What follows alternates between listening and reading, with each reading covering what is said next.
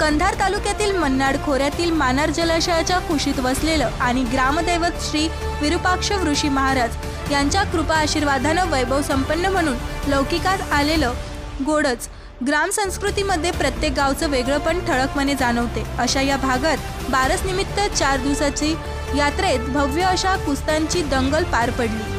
$1000